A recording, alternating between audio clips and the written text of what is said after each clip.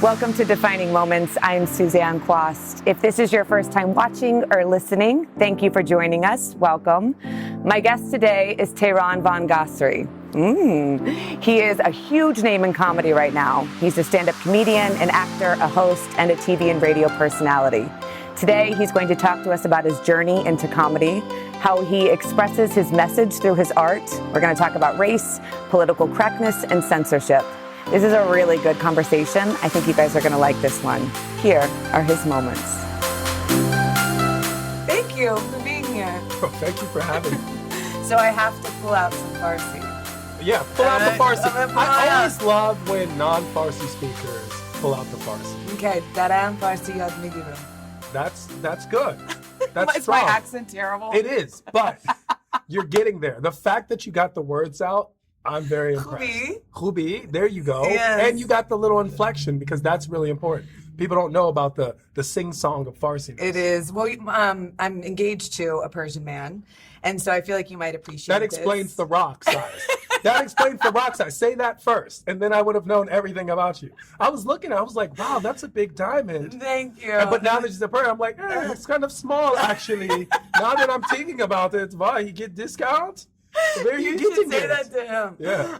So when we got engaged, I wanted to show respect to his family because I love his family so much. So I decided that I was going to give a speech in Farsi.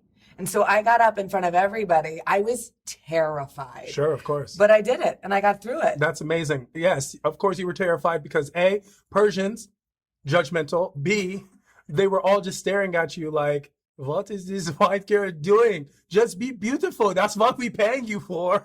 That's why you're with The them. Persian culture. I love it. I mean, I've been studying the Persian culture my whole life. Well, you're half Persian. Exactly. And that makes it, because most Persians, they're not studying their culture. They're just immersed in it. But because I'm half, and because I have this particular objective view where I'm half in, half out, Okay. I get to see the subtle nuances that a lot of Persians don't understand. And that's a lot of things that I discuss in my comedy, is because I see an angle that they would never see of themselves. That's really interesting. So then growing up, since you are half Persian and half Black, did you feel like you fit in with either or both equally, both cultures equally? No, I never fit in, which is why I think my personality developed in the way that it did.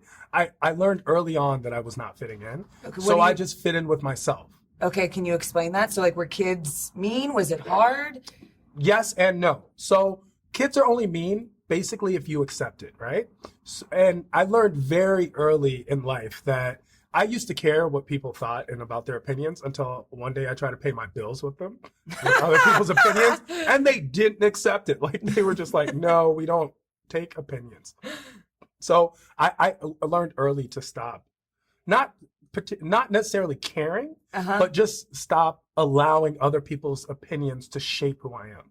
And when I say early, I mean literally by the age of 4 or 5. So that journey was more interesting for me than it was accepting or anything where I was taking or ingratiating something inside me. Is that when you developed then a skill set for comedy, like to diffuse situations, or?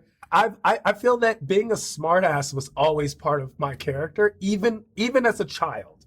So is it because of that? I don't know. Was it nature or nurture? Is it who I am, or was it because of where I was? I don't know, but it was something that I have particularly that my siblings don't. So it's not like my brothers and sisters are all these, we're just a group of gangly, funny people that just make jokes. They're actually very, like, my brothers, I make fun of them all the time because they're the most simple people. My dad barely speaks, like, and when he does, it's always the sweetest, most fobby, fresh off the boat thing you could possibly say in any moment. You know? Like, give me an example. He, on purpose, he will just mess things up. At this point, it's on purpose, okay? At this point, there's no way that he doesn't understand how to speak English. He's been here 30 plus years. We understand. But let's say he was describing a movie. He'd be like, Tehran, what's that movie, Black Men 3? I'm like, Black Men 3? Bubba, that's not a movie. That sounds like gay porn, Bubba. What are you watching? No, Black Men 3 with that one guy. The guy, he's the guy. He was the prince. Bubba, what are you talking about? And then, of course, it's Men in Black. It's like Will Smith. And it's like, at some point, you understand how the English language works. You do this on purpose. Got it. And so then what was the defining moment then that you actually decided, I want to do comedy? The defining moment that I wanted to do comedy was, I'm sure there was some part of me that always wanted to be a comedian. And I'll tell you why. A lot of people think comedians are just funny. And for the most part, sure, that's a very large part of our job. But to be very frank, if you think about it, the people that shape your minds the most have been comedians for the most part. If you go back as far as the television that you watched, whether it's Seinfeld or Friends, those are comedy. The way you think about politics, you know, Jon Stewart's just a stand-up comedian. Trevor Noah is just a stand-up comedian. John Oliver is just a stand-up comedian. Stephen Colbert. These people who really shape our thoughts. Dave Chappelle is a comedian. And they really, Tina Fey. I mean, let's be honest. I don't care what your sex or your gender is, but Mean Girls? I was a mean girl for like 4 years. Do you understand? After that movie, I wore pink because it was like, that's when we wear pink. Like, it shaped who I was. So good comedians make you laugh, but great comedians make you think. And I wanted to be in a position to allow the world to think. And especially in the unique position that I am, culturally, ethnically, religious, my religious background. On my dad's side, his family's Muslim and Zoroastrian. Okay.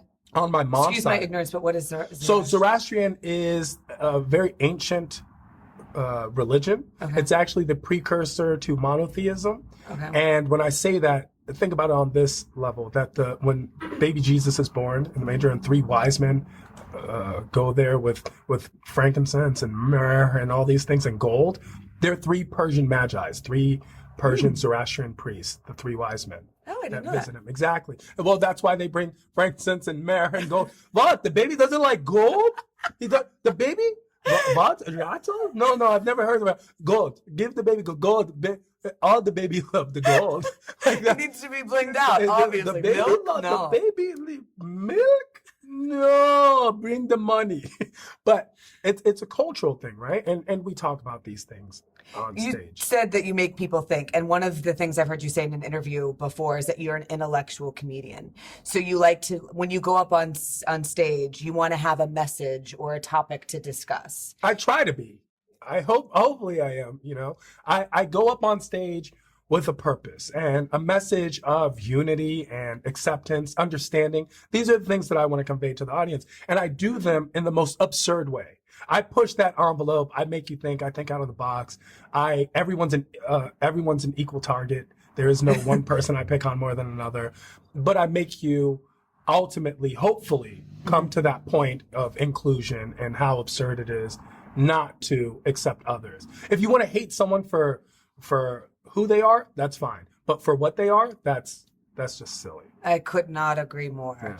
And I feel like, you know, one of the things also I admire about you is your freedom of speech. And you say that if you don't believe in freedom of speech for people you disdain, then you don't believe in freedom of speech at all. I believe in that full-heartedly. I am a strong proponent of people who have different views. You can wear your MAGA hat. Like right now with the whole, I'm knocking off MAGA hats. That's not okay to me. Mm-hmm. If you disagree, do better. Don't be bitter. Be better. Have a better articulate argument. Explain it. Express it. Have something to say. That's how it works. That's how the world works. We can't have the light if we don't have the dark. I could not agree more. And so I love people with different opinions, and I allow them to express them all the time. So speaking of comedians expressing themselves, do you think now in the climate that we're in politically and racially that people and comedians feel like they have to be more censored? Do you feel more censored?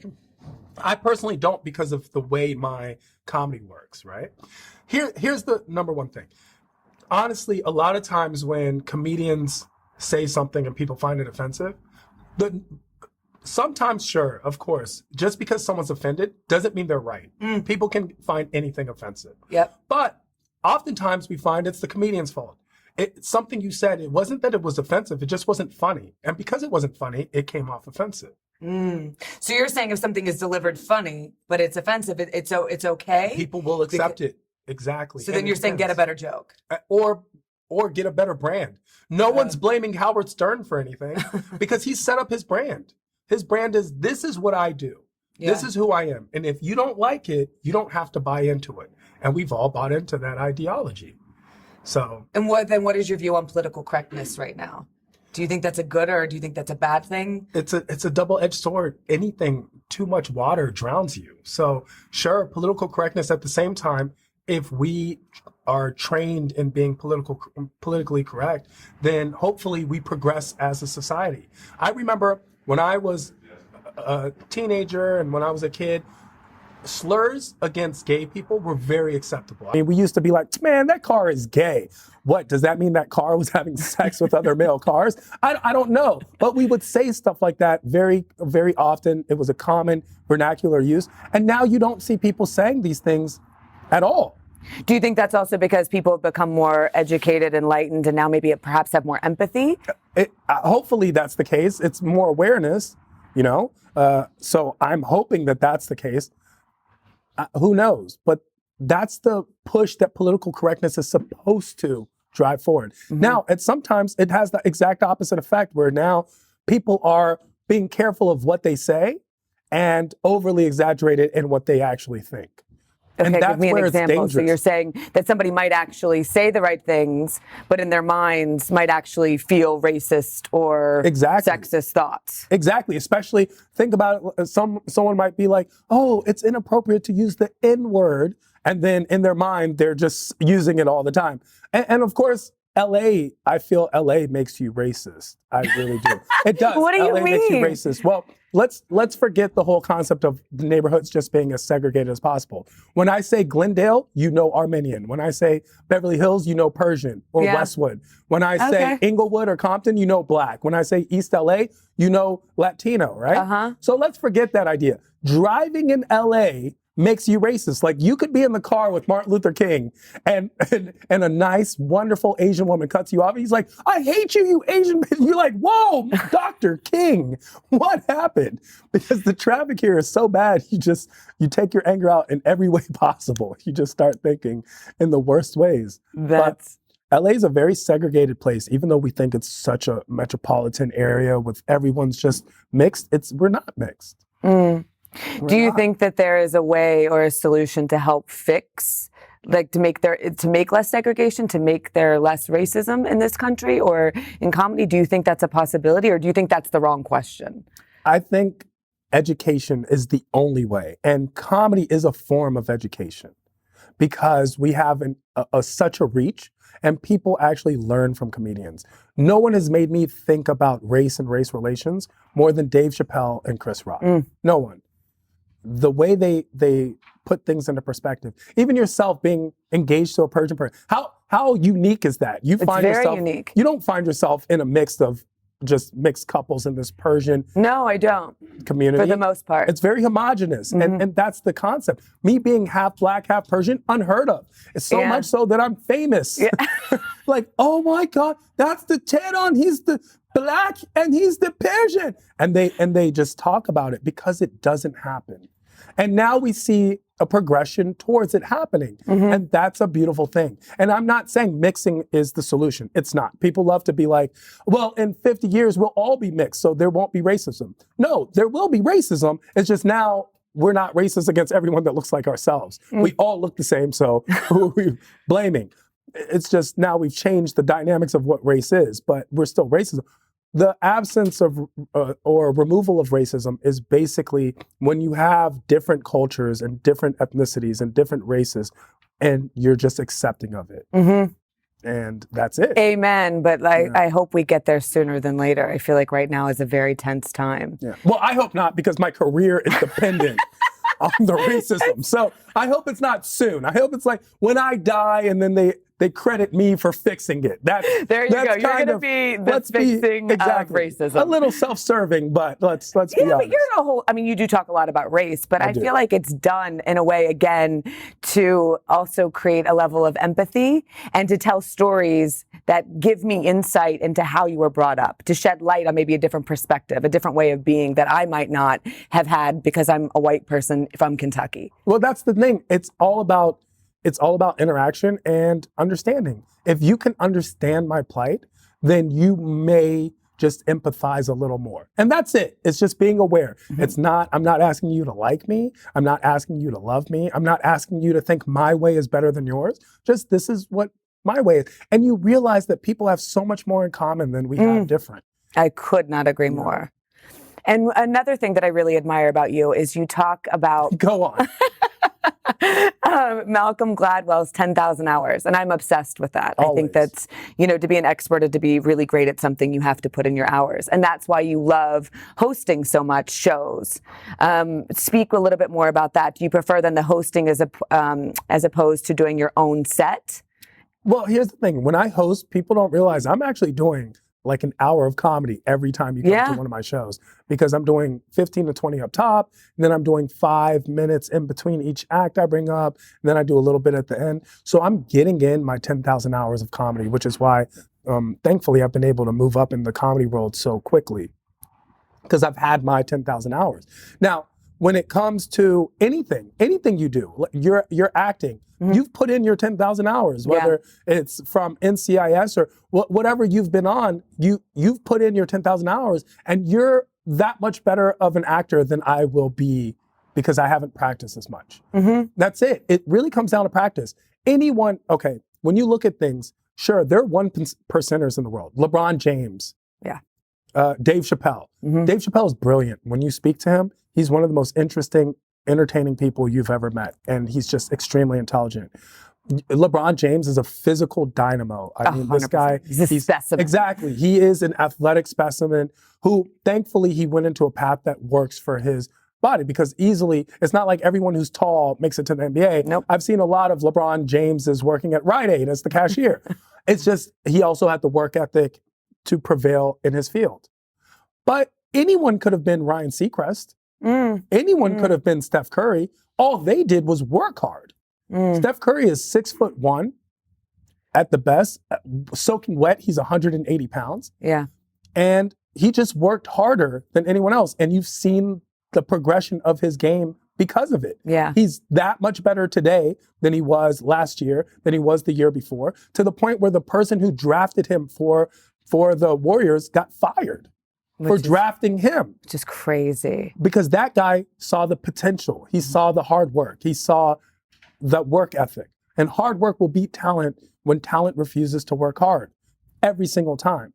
And all of us can just work hard. Ryan Seacrest just showed up for many. You're right. He just knocked on doors and did it. And he is everywhere. He's everything. How do you prepare for sets? Does your comedy change night to night? Do you do the same sets? Do you do the same bits? How do you prepare as a comedian? Well, as a comedian, something I learned early on. At first, I was I'm going to just go up there every day and riff and just be funny.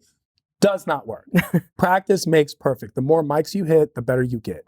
And we do our bits over and over. Now, personally, I add in a lot of new stuff. So every time you come to a show, you may get 30 or 40% of something you've heard before, but it also intertwines with a lot of new material because I'm constantly observing. However, the best comedians I've noticed, they take the same bit and perfect it. You whittle it away until you have perfection. Yeah. Every word counts, every act, every laugh, every giggle. And you figure out what makes this joke work. And that's why some people will be like, man, I saw Dane Cook and he did the same exact jokes last week. Yes, you would never expect a singer to go up on stage and just sing all new songs every time. Yeah, we're writing constantly. We just make it look easy. And so because it looks easy and effortless, the best comedians just make it look so effortless, everyone thinks they can do it. But I guarantee you, if you go on stage and try comedy, it is actually, and that's why a lot of performers think it's the most difficult thing to do. Oh, it's terrifying. Like the thought of it, it gets me sweaty just now thinking about it. But so then you're up. You don't even sweat, you glisten. I'm damp. SQ glistens. That's crazy. Actually, no, you should feel my palms. The clammy. I went to an interview once. This is totally off topic. And the guy shook my hand and he took his hand and he did that. And he goes, there's something you can take to fix that. That's never a good thing. And I was like, anyways, I digress. Yeah. But so as far as being a comedian, then are you of the belief that, I've heard Jerry Seinfeld talk about this, that the greats, in his opinion, craft their sets. But then you have people like maybe the Louis C.K.'s who get up and I think change it a lot.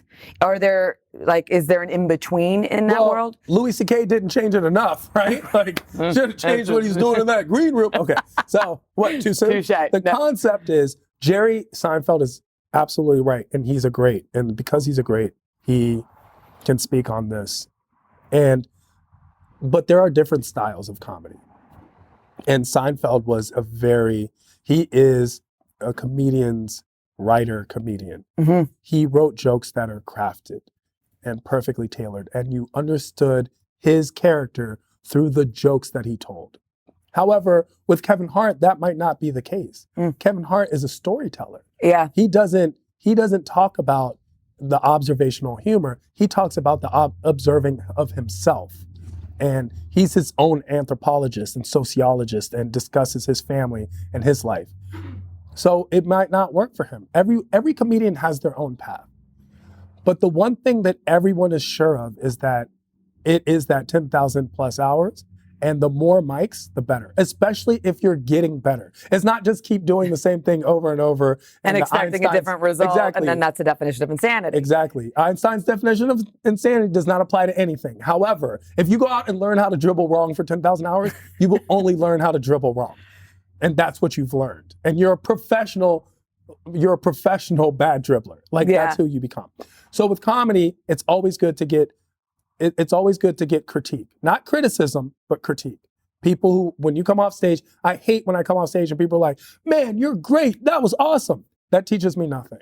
Well, But you want this a criticism or feedback from people you probably respect, not random people. I mean, yes, random people in the audience might be helpful to hear why a joke, maybe they didn't laugh, but overall you care more about the people, your mentors or people you respect, right? I care about everyone's opinion in that regards because the only thing that makes me successful is the audience. So I want to know what the audience actually thinks. In a way, sometimes the audience is unable to articulate it because they don't know what they're looking for. Sometimes other comedians, but at the same time, even the great comedians, they're basing your performance on their standard. And everyone in comedy has a unique voice. That's how you become successful. If we look at three comedians, Richard Pryor, Dave Chappelle, and Chris Rock, where you're just looking at them saying, oh, these are three black male comedians, but they all three have very different voices. When you look at Amy Schumer and Lisa Lampanelli, very different voices. And throw in Monique and Tiffany Haddish, you're looking at four different comedians, and that's what makes them great, is because each one is truly themselves. And the more unafraid you are, the more you lower that curtain, that wall that we have between each other, the better the comedian you will be. So then speaking of criticism, what did you learn from your biggest failure on stage? That I sucked. That was the first, the biggest failure, and I'll never forget this moment, and I'll tell you exactly what it was. I was at the Laugh Factory, that's my home club, and this was a up and rising Chris D'Elia. If you're not familiar, from Undateable, and Chris D'Elia's... He's a big name in comedy. He's a big name in comedy, several Netflix specials, comedians of the world right now. So an up and coming Chris D'Elia. And a Dane Cook who was past the tipping point of his prime, but still Dane Cook. Chris D'Elia goes on stage and absolutely murders it. Gets a standing ovation. Oh, wow. Which is very difficult to do in a small club. Dane Cook is coming in, and Dane Cook comes in, and he comes in at the end. And, you know, whenever you get to the club, you want a couple minutes to get ready, just to go mentally prepare and get up. So they were like, Tehran, you're going up next. And I was very green. I was new. And before I could object, I'm objecting. I'm like, oh, no, you know, I hear my name being called. I go up. Crickets. Not even a boo. Boo would be better than what happened. I just heard crickets. That's so awkward. Like, my heart hurts for you right now. So, crickets to the point where someone was like, nice try, buddy. Oh, man. It was a young female voice too, which made it even worse. And that's the thing. Even in sports, the worst thing to happen, getting dunked on, yeah, that sucks. Getting crossed up, yeah, that sucks. Getting rejected, that's the worst. Clearly, guys don't take rejection well. So it was like, da-na-na, da-na-na, try better, buddy. Oh, God. And and I'll never forget, because I came off stage and I learned something. And what I learned was always be ready. Always be ready. That whole ABC, always be closing, I would never not be ready.